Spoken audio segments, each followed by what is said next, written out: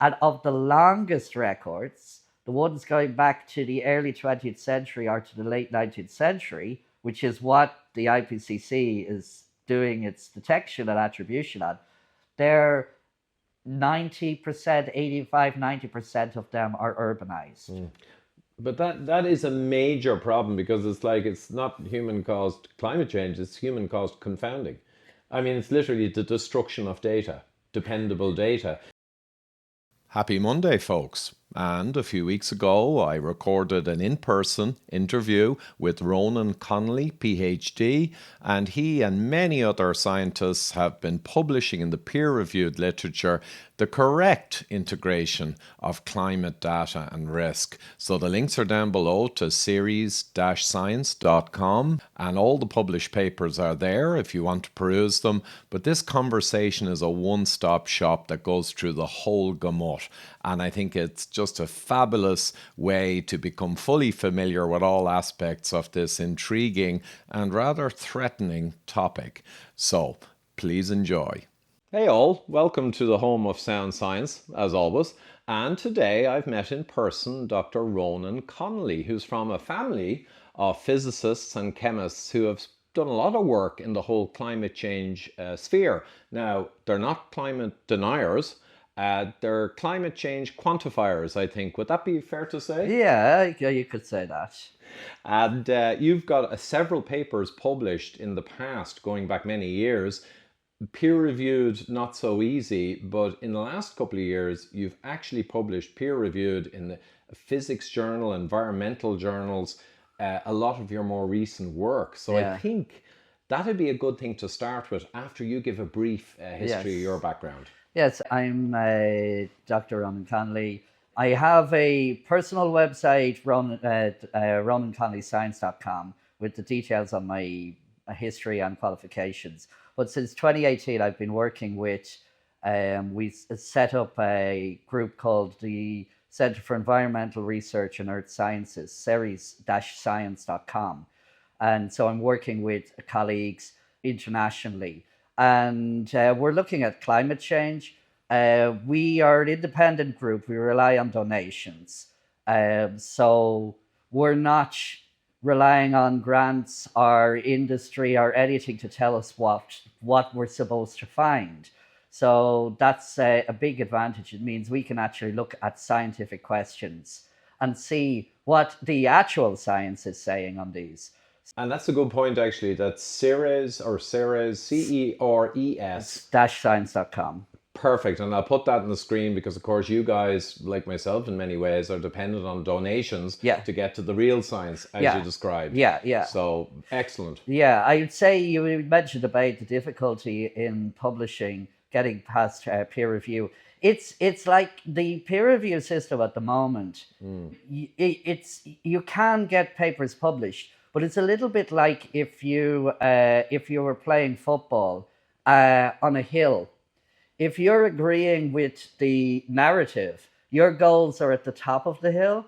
And if you're disagreeing with with a politically correct or a scientific dogma, then your goal is at the bottom. And you still can do it. The rules the same, but it's just a lot harder. But nonetheless, we have gotten in the last month since July, we've had 3 significant publications in different peer-reviewed journals. One is in the Journal of Applied Meteorology, Climatology, another in Research in Astronomy and Astrophysics, and then the other is in a journal Climate. So the one that's in the journal Climate was a collaboration. There's 38 co-authors in total from 19 countries around the world.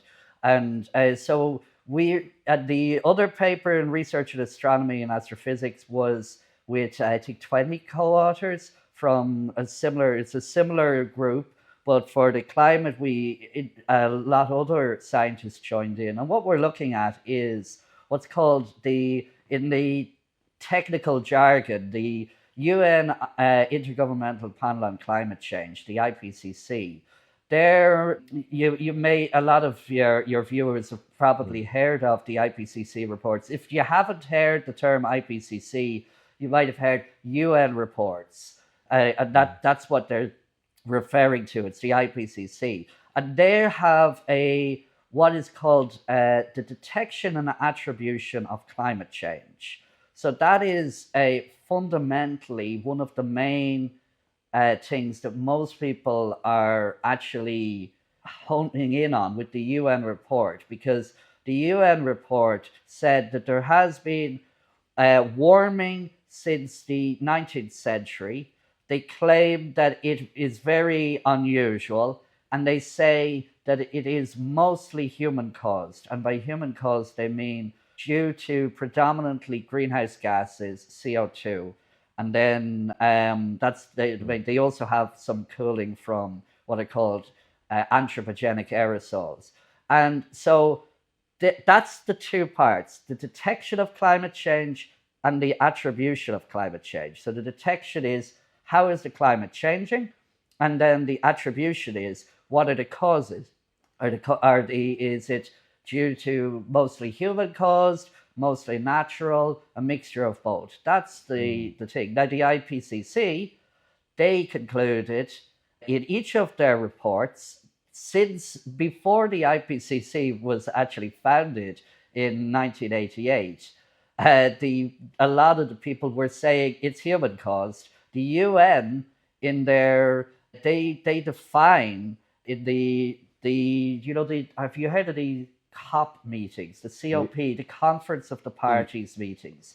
So they're going back to 1995. And so at each of this Conference of the Parties meetings, they don't actually get too much into the science. They have a separate set of terminology that was defined in the mid-90s called the Framework Convention on Climate Change. So at the UN COP meetings, they define climate change as, you could look up the exact definition. It's roughly any change in the climate that can be attributed to human modification of the atmosphere, e.g. through increasing greenhouse gas emissions. So the UN COP meetings, they define climate change as being human caused. Yeah. It's in the definition. Whereas the UN IPCC, they don't. They have a more scientific definition. It's like a change in climate. Typically, it's hard to define it, but typically a good example a lot of scientists use is, we often define climate as a 30-year average of weather. And so if you have a change in the 30-year average from one 30-year period to another, that's a climate change. And the main one that people are interested in is what's called the global temperature index. And so that seems to have increased since the late 19th century. That's called global warming. Right. So absolutely, there are the definitions. And just a few thoughts there, because I've looked into this a reasonable amount. There's so much politics with the UN compared to IPCC, who are on the surface more scientific. And I noted recently, the recent IPCC report, I think 2021, they went through and pretty categorically said in their own document that all of these weather events have no real credible evidence they're connected to man-made warming. So I think for viewers, you've seen Guterres coming out now saying we don't have global warming, we have global boiling. And you've seen all of the hysteria in the press about the events that are happening. Yeah. And yet the IPCC themselves stay clean and say there's no real evidence. Yeah, well, I would actually encourage your viewers to actually go to the IPCC website, ipcc.ch, and then go to the About page, and then see how they define the role of the IPCC. So when I saw their definition, I recalling it's basically they define their objective as providing scientific information to government and policymakers that can be used for developing climate policies. And so what struck me as a scientist looking at that is, I had been under the impression that the goal of the IPCC reports was to review the scientific literature to find out what is the science saying. And then when I realized, no, they define their goal is to provide the policymakers with scientific information that can be used for developing climate policy. So if the scientific information that is not useful for developing climate policy, that's not under their remit. Absolutely. And it's a classic case of when you make a body, it becomes enormous. Its raison d'etre requires there to be a crisis, and you're funding it. Yeah. I mean, you've led the witness to the point that it becomes, I think, absurd. And we've seen this with the revolving door with the FDA and pharma. We've seen it all over. It's human, it's natural. So IPCC has a mandate, and the mandate is to dig out any or all evidence that ties human intervention to climate change, and a strong preference, I would say, unspoken. The more kind of sensational, the better, is probably an unspoken rule. Well, actually, I would say the thing about the IPCC reports is they seem to be intentionally hard to read. The very first assessment report, so they have these assessment reports. So the first assessment report was in 1990. And actually, it was very readable. People could read it. And they said, it was a bit technical. But if you had any technical scientific training or whatever, you'd be able to. It didn't matter what field you were in. They were designed to be read by a large audience. At the time, they couldn't see any evidence to say that it was the warming that had been observed was human caused or natural, because what they said is at the time in 1990 they admitted in the IPCC report that if you looked at the computer models that they were using, they predicted that there should have been global warming. But the climate scientists who were looking at the global temperature changes, they were finding that most of the warming had occurred up until the 40s, and there'd been a slight cooling from the 40s to the 70s. And so they were saying, well, the amount of warming is about the right amount that the models say, but the timing is off. So they were kind of saying it could be human caused. It's consistent with the amount of warming is consistent with what we would expect. But the caveat, then the second assessment report, they were still not able to do it. But one of the contributors, he's now quite a prominent scientist, Benjamin Sander, he had been involved in one of the chapters. He had a working paper that he was planning on submitting for peer review, which he looked at looking at the computer models of the vertical distribution of temperature changes in the atmosphere and comparing it with balloon measurements of what was happening in there. And he said that it was consistent with the warming. And so the second assessment report, they said that on balance, I think you can look up the exact term, but it was basically that on balance, it might be human caused. Then for the third assessment report in 2001, they'd realized that Sander's data, if you looked at it over longer periods, it gave the opposite result. Yeah. So they kind of dropped that one quietly. Now he's moved on to other proofs that he believes that he's found the fingerprint of human-caused global warming. Fair enough. Scientists are entitled to have scientific opinions, and as scientists, we don't have to agree with other scientists' scientific opinions. When science is working, you should have a lot of scientists with different scientific opinions. When you are only finding one opinion that is allowed, that's not science. Yeah. That's dogma. Yeah. Exactly. And I'm a bit of a World War II buff, but I always remember General Patton. Yeah. He said, if everyone's thinking the same thing, somebody ain't thinking. Yeah, And yeah. he knew that, you know, you just know when there's a consensus, especially with censorship and with derision Yeah. of people who are questioning anything. You kind of know it's, in my words and the words of Nick Hudson, a friend of mine, he said it's a scam when you have that. Now, I know you wouldn't say it's a scam, but for harder core people, when you see this huge funding, enormous growth in these quangos and bodies, their clear mandate is to find X. Yeah. They can't find X, and over decades, they increasingly manage to find X. You got to stand back and say, okay, show me the data, which is my phrase. So we might get onto that then. Your papers are beginning to tease out carefully. Yeah. You're not going in saying, hey guys, I think this is all wrong. Yeah. But maybe tease out in some of your papers some of the fundamental things that are de facto demonstrated in your papers. Yeah. Well, so what I'll say is for the fourth, fifth, and sixth assessment reports, Okay. what they did is their detection and attribution of climate change has relied increasingly almost.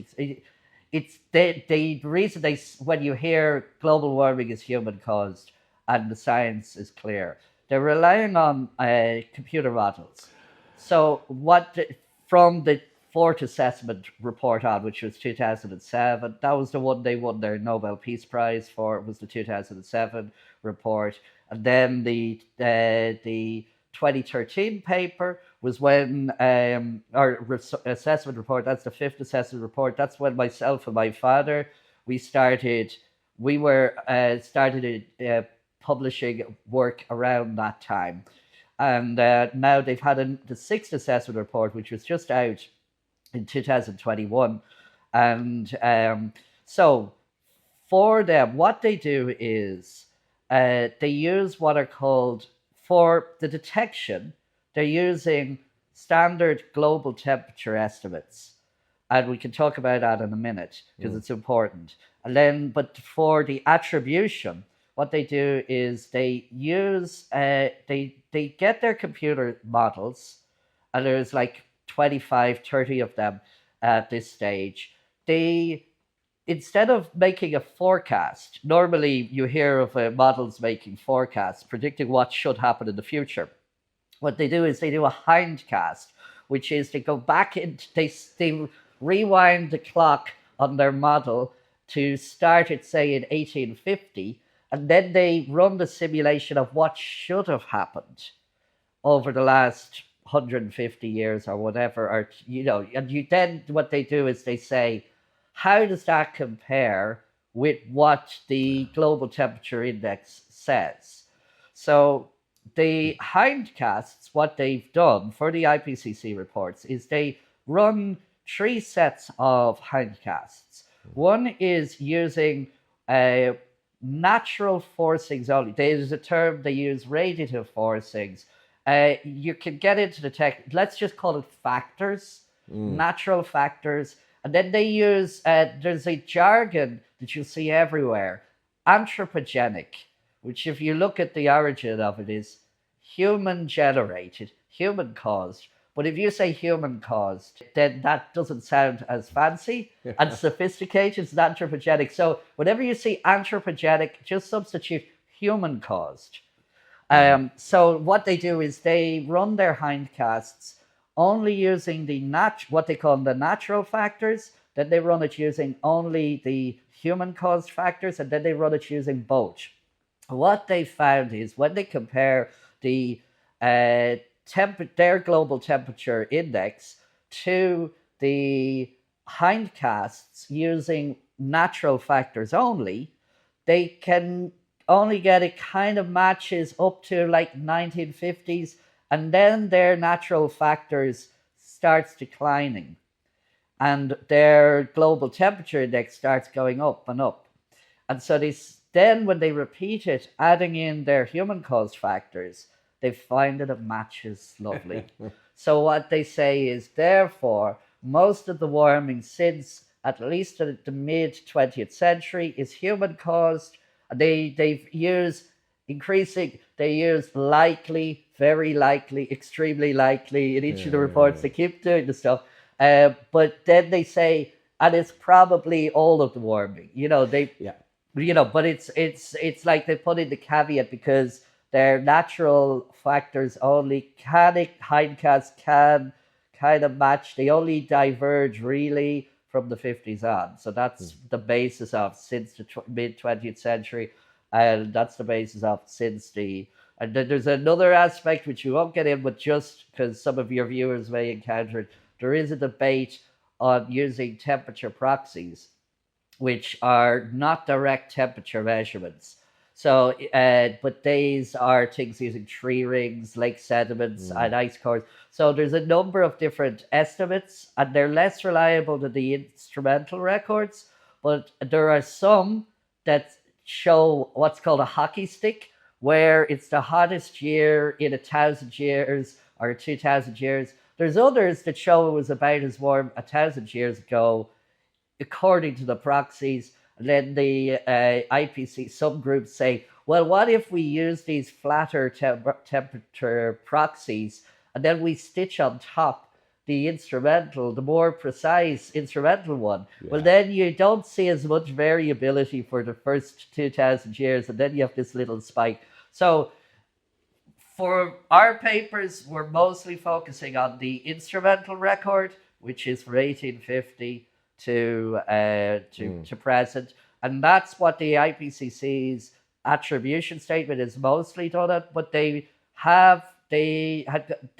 do kind of say, oh, if we look at a hockey stick graph, maybe it's the hottest in 2,000 years or whatever. So that's what they've done. Okay, we haven't talked about what I've done, but anyway. No, that's a great base, though, to work from, Ronan. And why all the way through a lot of what you were saying there, could I only just see Neil Ferguson of Imperial College in my mind's eye? Yeah. And the thing, of course, is modelling. Because I've done modelling and, well, got other engineers who work for me to do modelling and FEA and all that kind of stuff, or finite element. And it's useful, but it's garbage in, garbage out. And it is so prone to tilting and twisting when you're only talking about a degree or two either way. Yeah. And your assumptions are a huge part of it. It strikes me that an organisation funded to find a problem who switches to modelling and finds a problem, it's understandable being cynical about that. The medieval warm period, they seem to have almost like Stalin, the photos with Stalin and the guy beside him in the photos no longer. What happened in the medieval warm period and the rise that's very similar to recently? Look, we could probably, if you want to have another chat, we can do it on this other one, because there's a whole range of stuff. I mean, it's not just opening one can of worms, it's 5 cans of worms. And, and the best before date has gone off a little bit on all of them. We could have, if you want, we can talk about that. I'm happy to talk about it. We'll split it out. Absolutely. You know what? Yeah. Good idea. No, Ron, if we go to your papers now and what you're willing, because you obviously can't go out with very dramatic questioning. You won't get true peer review. It's just the way the system is. But in your papers, what are the main things you were able to establish safely enough to get peer reviewed in these physics? Well, it's not just that it's the peer reviewed, which is a factor. As I say, we're playing uphill. We're playing uphill football. Yeah. But particularly in the different papers, we're doing collaborations with a lot of scientists around the world, and we all have different scientific opinions. That's when you're doing real science. So we are looking for, when we have a perspective, myself, I'm like, okay, but like, I think that, and if I talk to people who agree with me, then they're going to agree with me. We need to reach out to people that disagree with us, and then we have discussions, scientific debates. That's become a bad word. You're not supposed to debate the science, but that is science, is about looking at stuff. Science is just trying to explain observations and doing it. So our papers, particularly the one in climate that has 38 co-authors, a lot of them have very different views. Like, we all agreed with the findings We all looked at, we all debated back and forth and said, I don't think you can say this, you can say this, or whatever. And then but it's rather than saying, oh, everyone must agree, let's decide. No, we're like, what can we agree on? And then what do we not agree on? And in a sense then, that actually is perfect because it's real science. And rather than forcing a consensus, which we see in cholesterol, fat, climate, and everything that's a bit dodgy, you're actually kind of moderating what you claim by acknowledging the different opinions and coming to a reasonable kind of thing. But not a consensus has become a rotten word too. Yeah. But let's actually just get back to your flow. Sorry about that. Okay, so look, what we found, we had a lot of people, the papers that we've just published, what we decided to do is, this is work we've been building on. So we've actually, myself, I've been involved in 10 papers looking at this since 2015, published in various peer-reviewed journals. You can find links on the seriousscience.com or the Ronan Connley science.com. We noticed that there was at least two major oversights in the IPCC's detection and attribution of climate change. So we voted them. One is just with the detection and one with the attribution.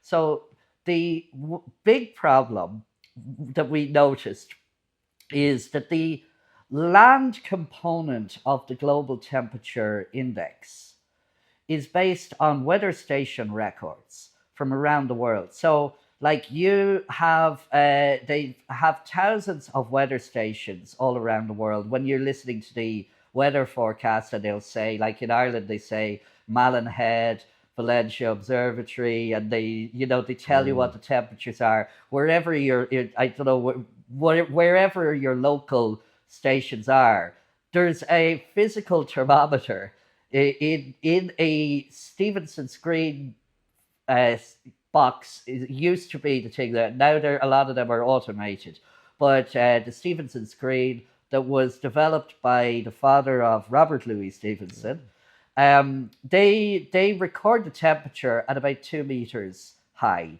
and you'd have to get up into this white box, take a reading every day. This is what they used to do, going back to the 18th century in some cases, particularly in Europe. And they started keeping these records. What they do when they're calculating the global temperature index is they get each weather station and they say, for the long-term average of that station record, is this month hotter or colder than its average? And by how much? And is it plus 0.5 degrees Celsius or is it minus 0.5 degrees?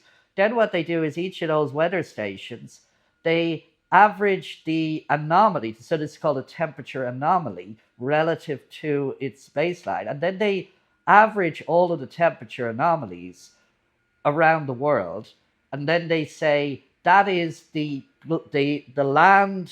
global land surface air temperature measurement for that year. That's the index. So when you say the hottest on record, you hear the hottest year on record. That's what they're doing for the land component. We can talk about the ocean component separately in a minute, but we realize that the land component, there's a major problem. Most of the weather stations that with the longest and best kept records are located in urban areas or suburban areas. It's a lot easier to staff a weather station for 100 years near where there are people living. It's a lot harder if you go out into the outback or into some middle of some desert to keep a continuous record. So that's fine, it's understandable. But we've known since Luke Howard in the 19th century, he noticed, looking at London, he wrote a book, The Climate of London, and he noticed what we now call as the urban heat island. Cities are warmer than the surrounding countryside. And the bigger the city and the more developed it becomes, the warmer it gets. And you can see this if you're driving in your car and there's a thermometer and you're driving into a city or out of a city. Just have a look the next time. You might notice that actually, as you get into the city, it gets a little bit warmer, a degree or two, than when you're leaving. You have to account for other things like, are you going north, are you going south? But roughly speaking, they've done these measurements, and it's not just in cars. You've people on bicycles with thermometers. You can go right through the cities. You find little bits like in city parks, it gets a little bit colder, then it gets a little bit warmer as you go in. Now, the thing is, that is climate change, and it's human-caused climate change. But it's nothing to do with CO2, and it's also not global climate change. It's local climate change. So urban areas still only account for less than 3 to 4% of the land surface, and obviously we don't have many cities in the oceans. So if you include the oceans, it's less than about 2% of the global surface. So the weather stations, the urban weather stations, are sampling less than 2% of the planet. The urban ones are sampling less than 2% of the planet, and they are detecting this local effect. And what we found is that depending on how you define, is it rural or urban, it's a tricky thing, because when does one extra building turn it into being urban, or it's difficult. But roughly speaking, 3/4 of the temperature records are somewhat urbanized, and a quarter are heavily urbanized, maybe even 30%. And of the longest records, the ones going back to the early 20th century or to the late 19th century, which is what the IPCC is doing its detection and attribution on, they're 90%, 85, 90% of them are urbanized. But that is a major problem, because it's not human-caused climate change, it's human-caused confounding.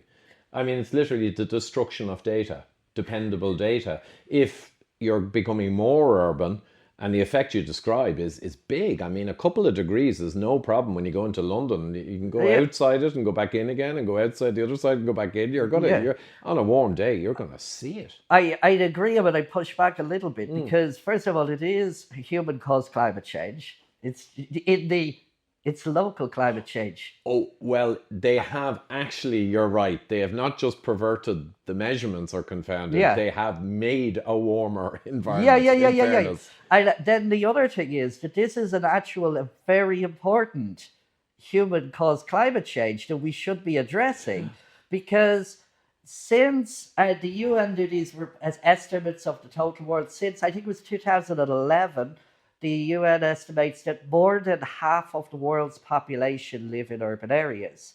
And these urban areas are getting warmer and warmer, and we're getting more heat waves where people are living, where more and more people are living. And every summer now, particularly in the warmer cities, we're getting increasing heat waves. And then the counter, they're saying, oh, that's because of global warming from CO2. It's not, it's local effects. And you're doing, you have to separate the two components. There's the global temperature changes, and then there's the urban component.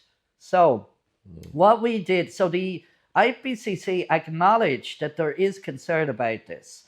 And they have said that it's less than 10% of the warming on land.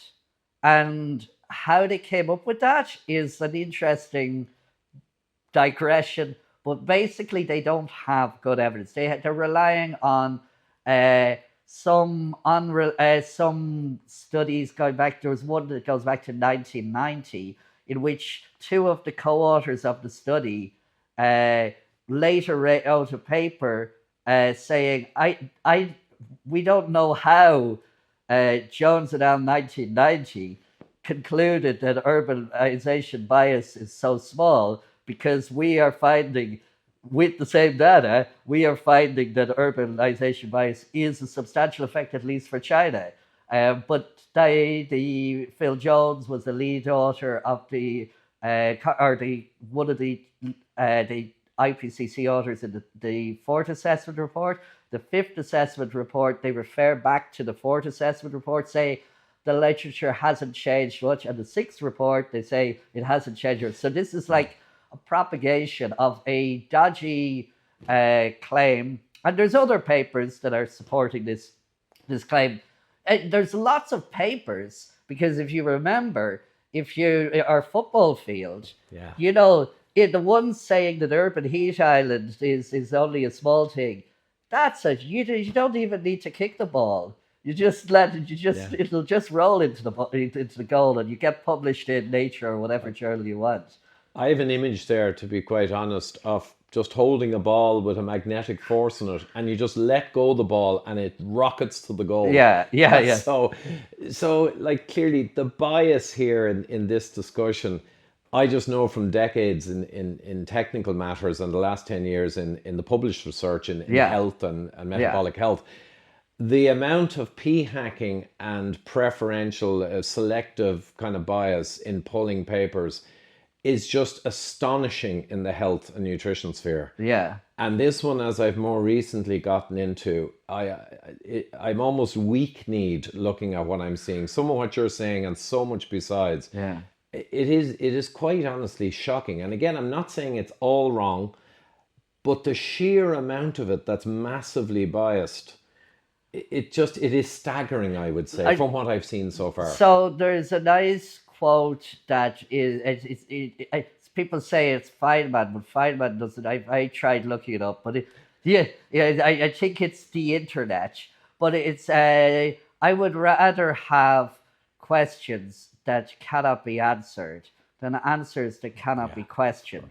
And that's something like your viewers will probably have noticed. If you've asked a question about somebody that, like a settled science, the science is settled. If you actually ask a question, then it's like you get attacked as if you are like, as if you have horns coming out of your head. I remember, like, when I like mostly in research, but from teaching, I was always told, you know, when a student asks a question, there is no such thing as a stupid question. It's just a question that hasn't been asked. And there's an old proverb. It says, if you ask a question, a stupid question, you look like a fool for 5 minutes.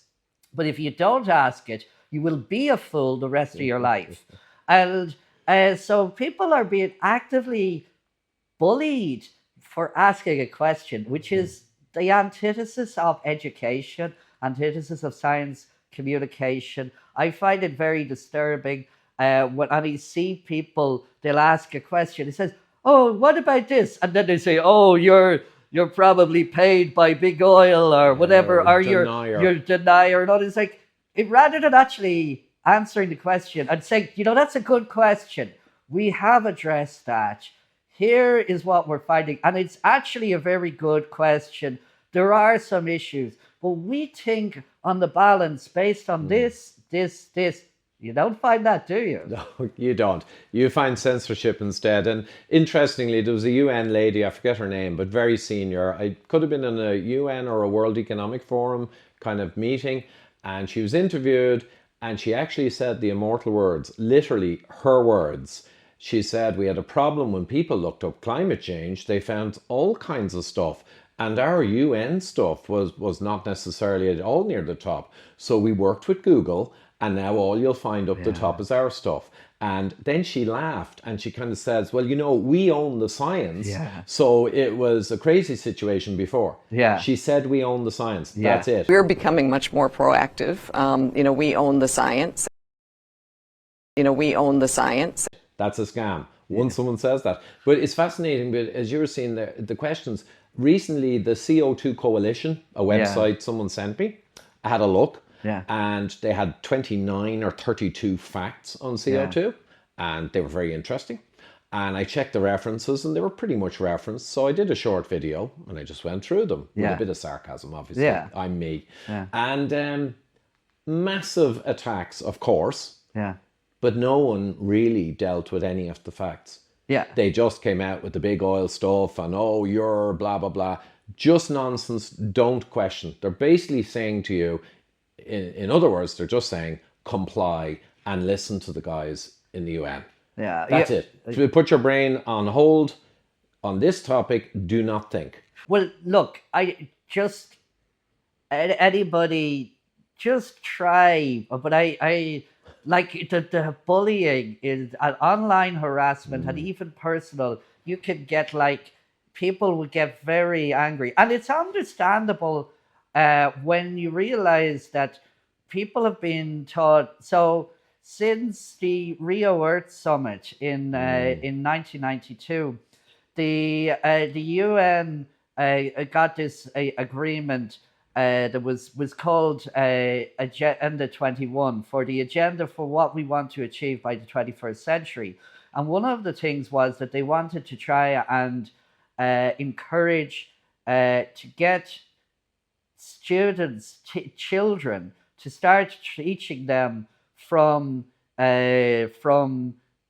young about environment and protecting it. And basically, if you recall, I was saying in 1988, the UN EP, the Environmental Programme, had already decided global warming was human caused and we need to do something urgently about it. And that was the FCC definition that was founded.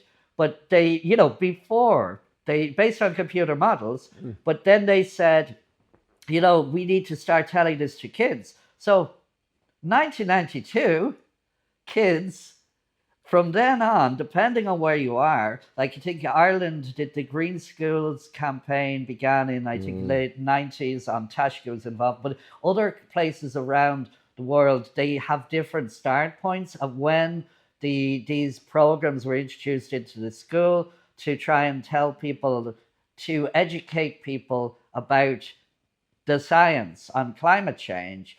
And so if you've been to school since, let's say, 1990s, which is a lot of people, including me, you will have been told this from the thing. So you've been told this from like a lot of people, particularly like you've been told it from when you were in school. And that is classic indoctrination. Did not have the science at the time to justify it. And we've talked a little on what they've added since, which is mostly Neil Ferguson-esque stuff, generally, and a lot of problematic measurements. But that's indoctrination. I mean, that's Mao's great leap forward more than modern, democratic West, the Enlightenment, the debate in science. It's classic indoctrination. Yeah, you see, the thing is, what we have to be careful is like when you ascribe motivation, you see, indoctrination is a loaded term. Definitely there are people that are saying, yeah, we need to get them doing it. If we can convince the kids that then when they're adults, which they are now, we will then be able to do it. But there's other people that are saying, no, we're informing them about the science that we know. And they believe it. And it's like, this is a problem with echo chamber. This is what happens when you shut down opposing views. You think you think that you are saying things that are reasonable and objective, because everybody that you have gotten rid of anybody that disagrees with you. So the only people that you're talking to are people who agree with you, and they all say, yes, exactly, we agree. This is... And that's a beautiful segue into the 97% of scientists say. Okay, so this was a notion before, so this is a long history of this particular thing.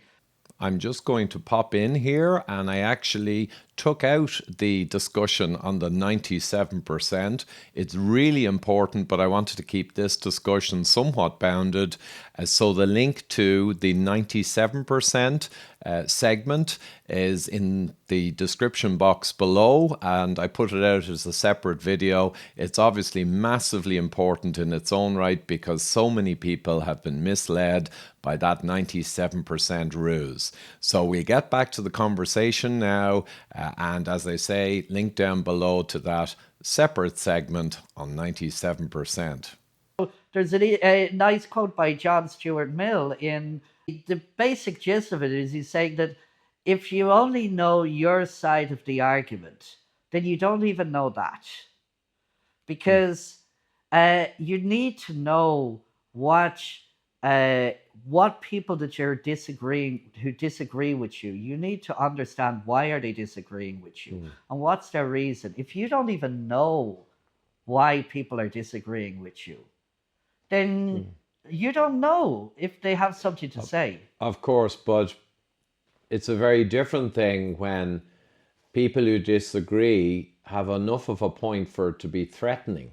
Then active shutting down is not just ignorance and stupidity and being ignorant about the scientific method. It's kind of more pointed and almost malicious. I mean, Nordengard, I don't know if I interviewed Dr. Jakob Nordengard. He did the history of everything really, of COVID and climate and lots of stuff, and the UN, back to the Rockefeller Brothers Fund in the 40s. And one of the most fascinating things in that hour-long history, all on the historical record in the archives, not a single frisson of conspiracy theory, everything from the archives, that the Rockefellers essentially organized very important groups who identified climate change challenges and disasters and also pandemic fear as key strategies. And the Rockefellers also, by the by, were instrumental in setting up the United Nations. And of course the WHO later, and the League of Nations and the Trilateral Commission.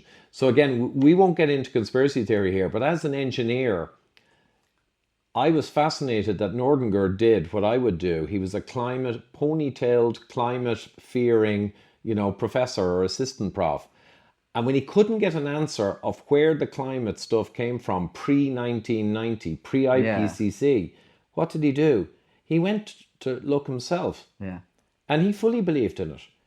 And then he just found himself going backwards, reverse engineering, and he found himself back in the 40s and 50s with the Rockefeller Foundation. And that was it. That was he hit pay dirt. So no, there is a lot. I think I'm conscious we've been talking a while, and we never actually got around to the new papers that we publish. We will, we have. So let's get into those new papers now. So this is the segment for the new papers. Okay. So this problem about the urban heat island, that was a big problem. Is the IPCC has said that it's less than 10% of the land component, the land temperature record. And so for that reason, they don't bother doing anything with it, essentially. They said, it's fine, that's only a small bit, so we'll ignore it. That's not a good approach. Even if it was 10%, that should be addressed a bit more things. But that's what they've done. So when you hear global temperature index, the hottest year on records, they are including their land component is using urban stations, predominantly urban stations, for comparing the 19th century to present. So we have been working ongoing project. We realize this is a very challenging problem to unpack what is actually happening outside of the cities, because the cities only represent 2% of the planet, 3 to 4% of the land area. How can we look outside? Because if we want to measure global temperature change, you want to know what's happening in the 97 to 98% of the surface. So we've tried to identify regions and trying to be open with the caveats. In our paper, we go through in painstaking detail explaining all of the assumptions and approximations that we're making, because we think that's an important part of doing good science. Of course, people then look at all of the caveats that we're saying, and then they go and they say, oh, they didn't do this. And it's like, yeah, we told you that. We just read the paper. We actually said, look, this is a big problem. So just to give you a thing, if you had a look at the rural temperature records going back to 1850, 1880, almost all of the data that is available for rural or urban, is in northern hemisphere regions, so specifically North America, specifically the US, Europe, and some parts of Asia.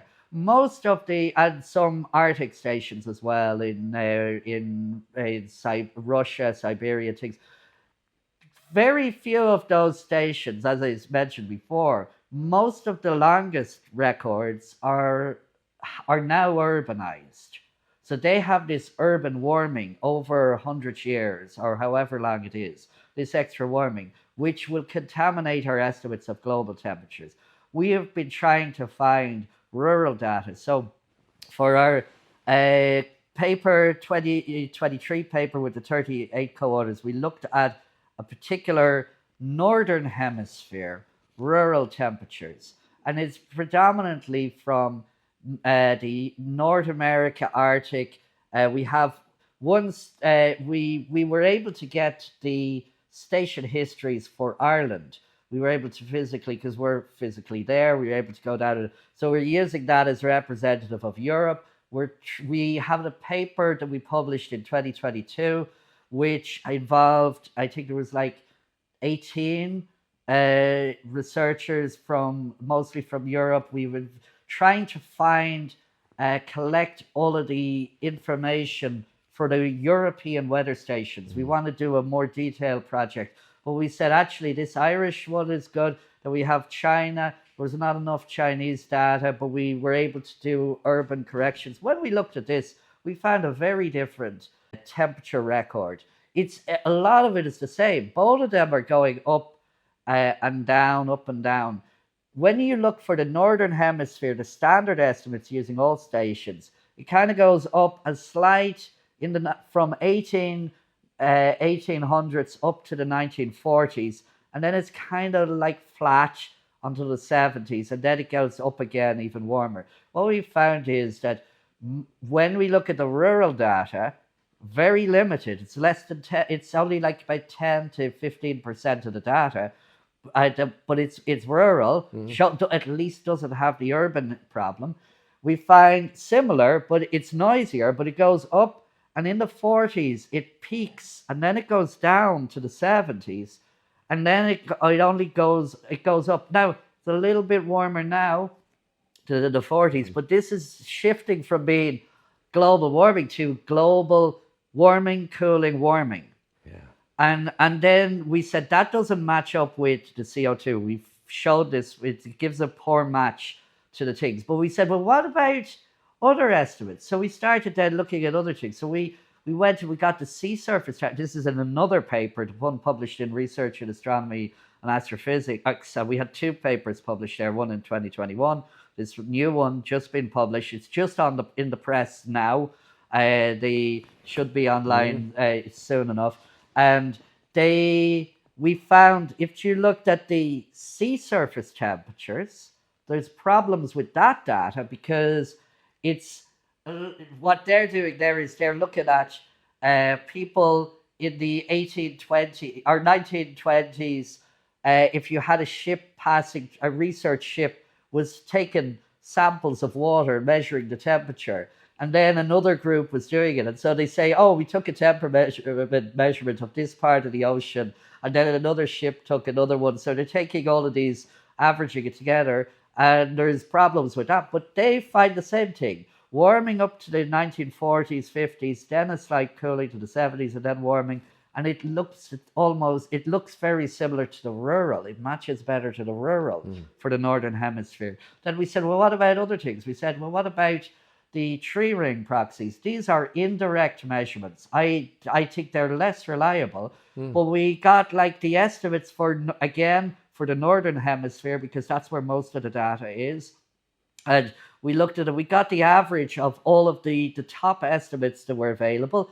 And again, this goes back to 800 AD or BCE, or CE rather, 800 goes back.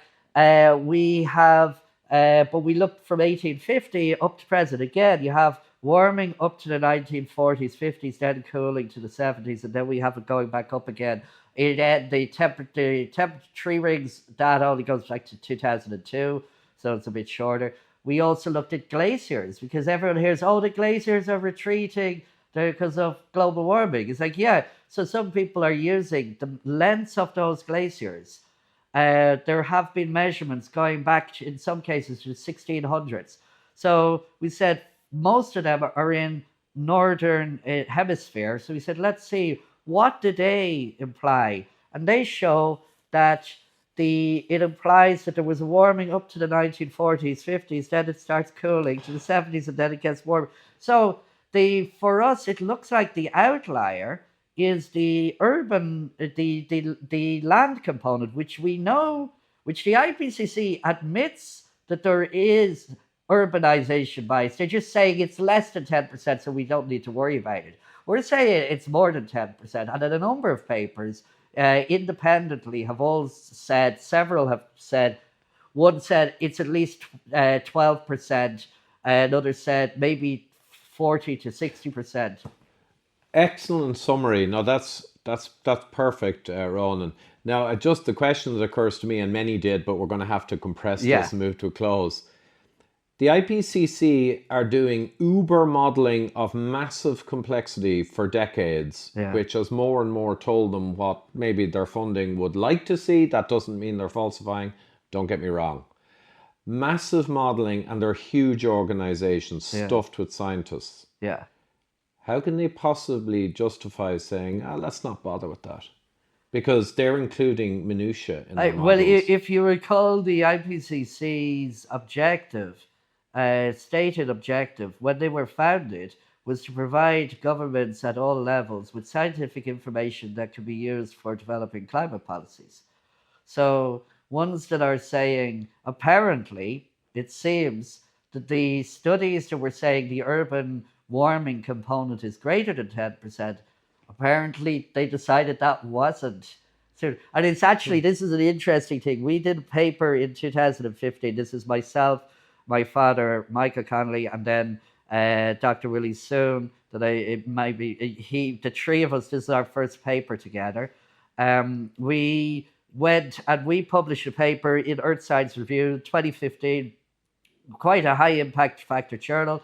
It was cited by a number of people, including the professor who later went on to become the co-chair of IPCC AR6. This is Professor Panmount Chai. And he said in his paper that soon Connley 2015 had raised serious concerns about the urbanization bias and also about the temperature, or about the role of solar activity, suggesting that the IPCC models were underestimating it.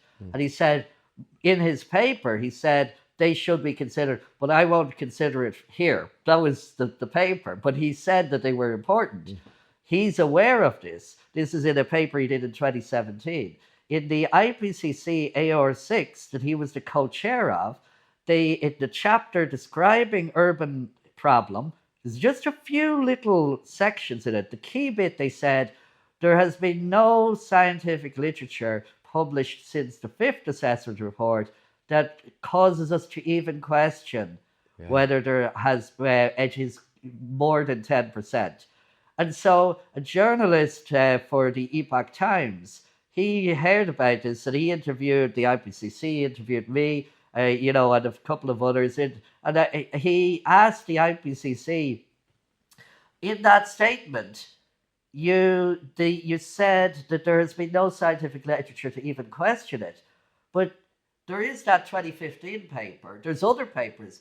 But the co-chair of your organization, he's aware of it. He's citing it. Why did they do it? And so you can get a look at the exact quote, but the IPCC said, that the co-chairs are not involved in the literature selection for the chapters, individual chapters. Jeez. So you will never get a man to question something if his salary depends on him not questioning. I will say I have had discussions, some email correspondence with Professor Chai, and he is quite reasonable. We disagree on the stuff, and I haven't had much, but he's reasonable. I think and his paper was reasonable. Again, stating the assumptions, the caveats. This is an important mark of good science. It's when scientists are aware that there is a different view and they're letting you know about this different view and ideally pointing to it. We're often limited because we can't list every single paper, but it's like, if you know that there is a key paper that disagrees with what you're finding, you need to you should try and let the readers know about it. That's what we try and do. So Yeah, and that is absolutely crucial, because it's a similar point to the fundamental, scientific method is debate, is discussion, is challenge. And that's another aspect, that you actually do acknowledge other science that's peer reviewed and published that disagrees with what you're saying, and you can add on that I don't agree with it because X, Y, Z. Yeah. But you include it. You don't hide it or bury it. Now, in fairness, in a kind of managerial role of co-chair, by all means, it's very possible that afterwards he noticed that problem, but it was too late. Yeah. Who knows? Who knows? So are there any other key things? Because I know we both have to run now, Yeah. but any other key things from your few papers? I'll put the papers below, and series-science.com. I'll put the link on the screen. Yeah, you see, look, I could talk about this for hours, as you true. probably gathered. But like the other aspect, so that was the urbanization component was one bit. We were saying, look, if you average together the urban data and the land data with the ocean data, you get a hottest on record and unusual. It looks unusual. If you just look at the rural component, and if you look at, say, the sea surface temperatures, the glaciers, the tree rings, you get different things. But we were saying, but what are the causes? So the IPCC in those hindcasts that we were saying, they say that they run the models, the hindcasts, using natural factors only, natural forcings, they say. And then it's like, okay, so they're doing it. Well, what are those factors? So they only have two. The one is called is volcanic eruptions. So if there's what's called a stratospheric reaching volcanic eruption, if an eruption is so big that it sends particles dust into the stratosphere, then it's been shown that has a temporary cooling effect on the climate for 2 to 3 years. So that is Mount Pinatubo in 1991 was the last one. And then there's been others, Krakatoa, different ones over the years.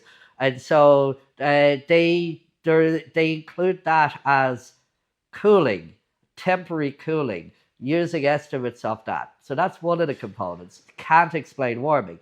The only one that could potentially explain warming is changes in solar activity. So they use the technical term is total solar irradiance, TSI for short. And so how do you decide, how has total solar irradiance, how has the solar activity changed since 1850 or earlier? Well, there's lots of debate, scientific debate, ongoing debate, and a number of the co-authors in several of her papers have been actively working on this, and they've published papers on it. The IPCC, for their fourth assessment report, was the first one where the hindcasts were important. They had 6 estimates. And then for the fifth assessment, they dropped all, and they replaced them with 4. And then for the sixth assessment, the latest one, they just had 1 estimate. Now, in our 2015 paper that Professor Chai was referring to, we pointed out we found 8. And we said the 4 that they had used in the AR5, the 5th assessment report, were all from the same ilk. They all show almost no solar variability, and then they peak in 1950s, and then they're declining going to present. So when you plug that in, you get, natural factors only. You can only go up to the 50s and then cooling. And that's the thing. By using that, their hindcasts, their natural factors only, are guaranteed to never find any warming post 1950s from natural causes. So it's like, okay, but if that is the solar estimate, if that's what the data is saying, that's great. Okay, well, that's it. So it's case closed, except lots of other estimates. So in their 2015 paper, we showed that there was actually 8 estimates that we'd found, and the 4 that they didn't consider showed a much bigger solar role. And in particular, one of them showed that most of the warming and the cooling. Remember, I said that in the rural data and the ocean sea surface temperatures, we're finding warming, cooling, warming, not just warming, warming, warming. So one of the estimates we found actually matched almost exactly with it. And we said, well, look, there's 8, we don't know, but it's important to note that if we had used this one that the IPCC had used for their 4th assessment report, they just dropped it quietly. If they were to use that, it matches very well with it. And then we said that was important. That's why I think. But then we said, well, there's others estimates. So in a 2021 paper, we went and we said we found another 8. We found another 4 that agreed with the IPCC and another 4 that show even bigger roles. So our latest paper, we found 27 estimates of solar variability. And what we find is that if you take if you fit them to the data for the rural data, for the urban and rural, for the tree rings, the sea surface temperatures, the tree rings, or the glaciers, we can fit between 60 to 99% of the observed warming in terms of some of the solar estimates. Now, if we use other solar estimates, you can explain none of it. If you use the IPCC, you can only explain like 10, 20%. So it's like, that's why, and as I said before, there's a lot of co-authors on this paper. I have my own feelings about which ones I think are a bit more reliable, but we just have to present it. We said, look, there's 27, and there can be others. Others can be doing it. When you have such a wide range of views, that's not the time to be forming a consensus. That's the time to be putting all of our cards on the table and saying, look, do we know?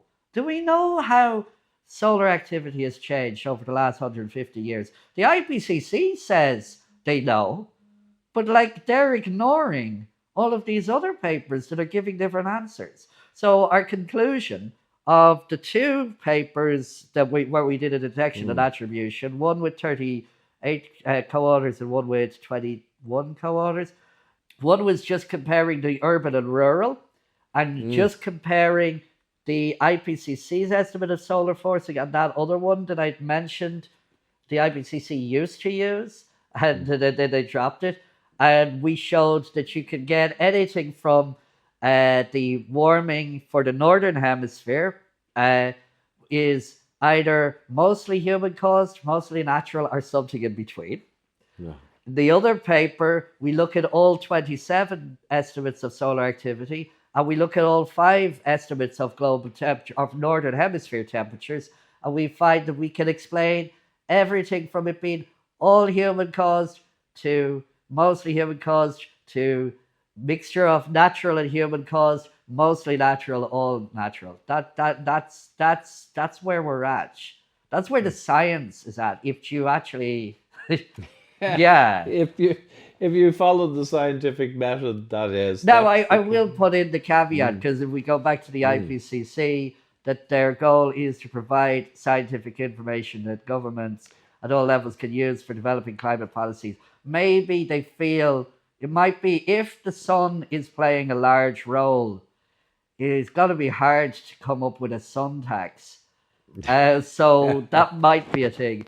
But I will say, in seriousness, the urban heat island is human-caused climate change, and it is a big problem. And so we are all being distracted with our climate policies. Oh, we're stopping climate change as if the climate has always changed. But we've been this these policies that the governments around the world are doing, trying to reduce carbon dioxide emissions, that will do nothing for the urban heat island problem.